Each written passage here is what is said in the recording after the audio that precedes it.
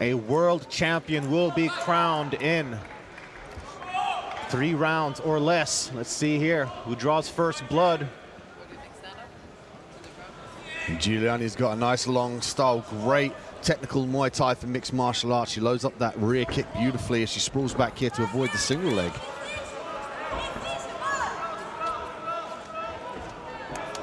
Nice defense here from Denise, holding up quite well. And they separate. And as you mentioned during the walk-ins, in the walk-ins, Dean, Denise, a 2019 World quarterfinalist and a 2021 European Open champion. And on the other side of the cage, we got Perea, who is a training partner of Michelle Oliveira, who is the 2017 IMMAF Flyweight World Champion. And I'm sure there's definitely been some very sound advice coming her way from her teammate. Denez has got that nice long style as well. You could argue here she's got the longer reach. And what she likes to do is fake and feint. She drops her level ever so slightly. She uses that to bait the jab to disguise the right hand.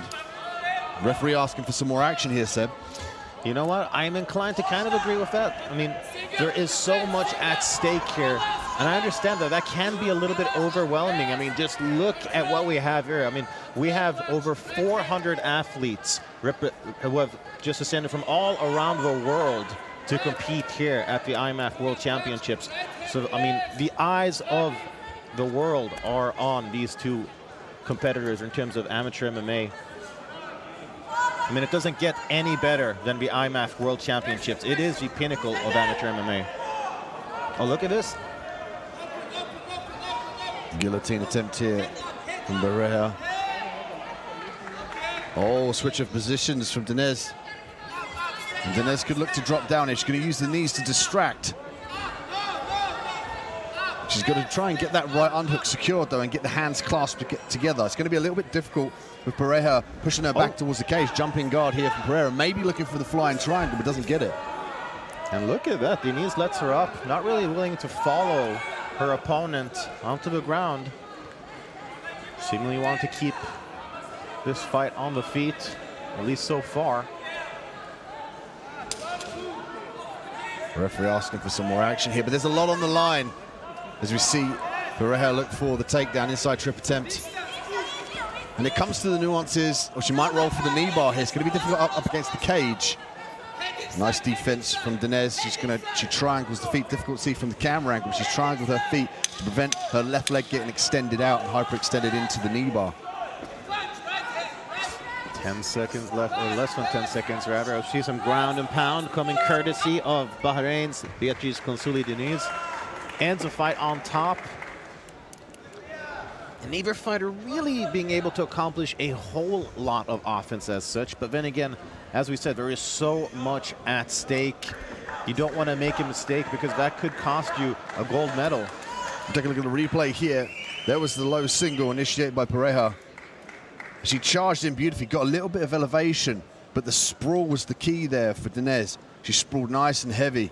This was some work up against the cage from Denez. Great head pressure as well.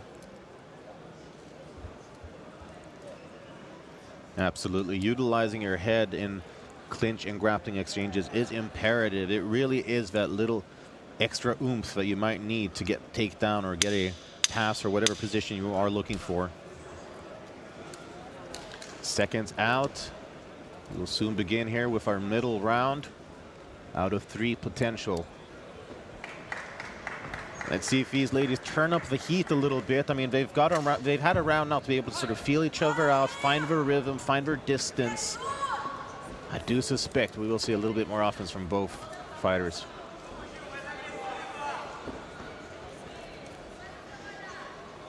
Perea with that more Muay Thai sort of stance. She's a bit more planted, hands up nice and high. Whereas there's some more lateral motion and circular motion from Denez on the outside. It's going to make it a little bit more difficult for Perea to change levels and target. And we saw Denise fake a kick there. And that's something we've seen become a lot more popular in the past couple of years. You didn't really see fighters fake kicks to the same extent that we do today. This is the beauty of the IMMAF as well, that as you said, the pinnacle, the highest level of amateur mixed martial arts worldwide. And we literally see the evolution of mixed martial arts in that cage. We see the techniques tried and tested throughout the years. And what if a representative from a country comes with a strong grappling background or wrestling background or striking? How do they deal with that in the cage? And it serves for a platform to as evolution for amateur mixed martial arts worldwide.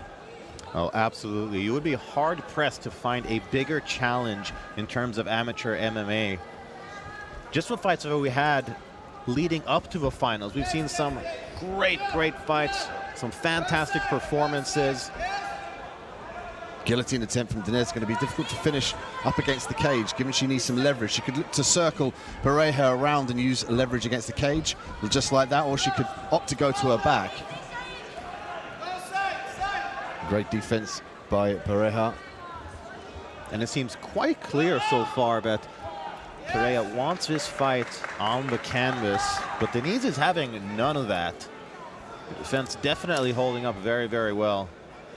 Perea loves that overhook. I think something she hits in the gym quite often is the uchimata from this position. It's difficult with the cage. She's tried it a few times in the center of the cage, but she's struggled to really get underneath the hips of her opponent. She jumps guards, an interesting prospect. Here in the second round, just under a minute left, if she accepts the bottom position now, and Dinez stays in the top position, uses the ground and pound to keep the referee happy, she could steal the round, Seb. That is a very good point, Dean. And Dinez also pressing her opponent against the cage so he doesn't have to carry quite as much of that weight. That is a smart move. But there's Yuchi again, and she's not really connected with her opponent's hips, and now she's tried it a few times. Dinez has understood that she fires her hips back, she can avoid this position. She looks to take the back. She's going to give up the knee bar, however. She's got the traditional defense of the legs clasped together. Now what Perea needs to do is to pass that right leg away and pull the left leg out. So much like you'd want to kind of like separate two branches from each other. Not a whole lot of time left to work, though. Sometimes called the saddle position or inside Sekaku. She's got to try and roll Dinez over to her left side as the time runs out. I'd love to see that on the replay, because instantly you saw Dinez start to advance, start to threaten, and then as soon as she rolled for the knee bar, Dinez was in defense mode. Check out the replay. There's a guillotine attempt here from Dinez.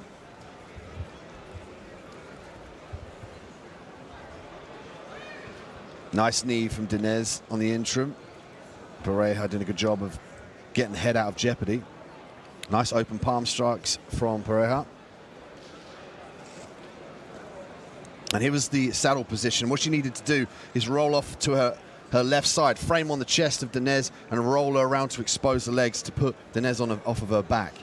But again, in mixed martial arts, you roll for a leg. You've got to remember, the person can punch you in the face. So it's a precarious position to be in. Absolutely. I mean, so much of MMA is risk versus reward. Every time you throw some offense, your opponent has the opportunity to counter. So you've got to weigh those risks, see what's worth it. Pretty close fight so far.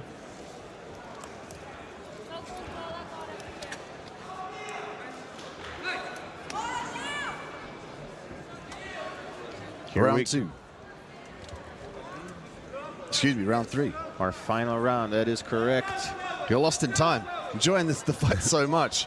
Well, you're kind of so focused on what they're doing, and the time flies when you're having fun. Exactly, and fun has definitely been had here in Abu Dhabi.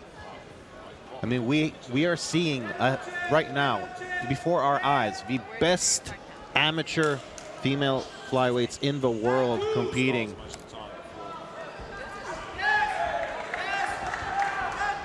There's that clinch. So far, Perea struggling a little bit to get the fight to the ground. Dean, what would you say? What could maybe help her get her opponent to the canvas, as she's been trying to do so far? Well, I think the overhook there, you see the right arm's overhooked underneath the left arm of her opponent. That whizzer there is preventing her really from dropping down and gaining control of the body and body locks. Unhooks the key, specifically with your back against the cage. She circled out where that now, but it was more due to Dinez's actually backing off. So in these exchanges, I like to see Perea drop down and pass the arms, go for the unhooks like that, look for the single legs, look for the double legs, because this overhook's not really working for her at this point. And it kind of feels like the grappling offense from Perea has sort of mitigated some of the striking of Denise. She hasn't thrown a whole lot, and I think it might be because she's very wary of that takedown attempt.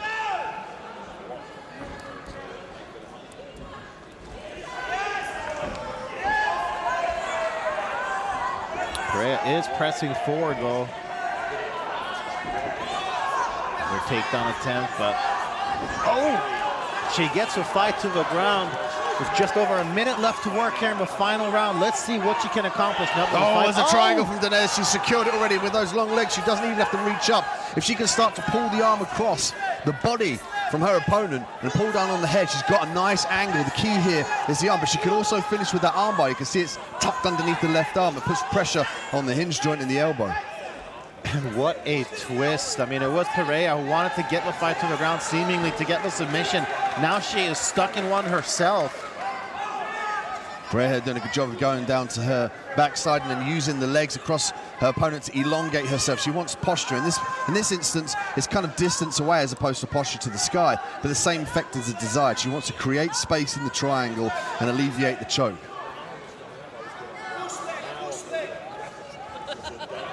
And this is not a fun position to be in, inside a triangle while someone is punching you in the face. And look at that, it is Denise that gets the top position despite trying to avoid the fight going to the ground. Great submission defense by Perea. She did a good job of reversing out that position, pulling the head out, and now an embracement of these two. A lot has gone into this journey. The travel, the training, the sacrifices, the diets, the weight cuts, not seeing friends and family, all the stringent COVID testing to get here. Just the experience is a win here as well. If you get to the finals, the experience of this whole event, being able to compete against different people from different nations who bring different skill sets to the game, only serves to allow these to move into the higher ranks and the pro ranks with a great skill set from the amateurs. In the blue corner, representing the Kingdom of Bahrain,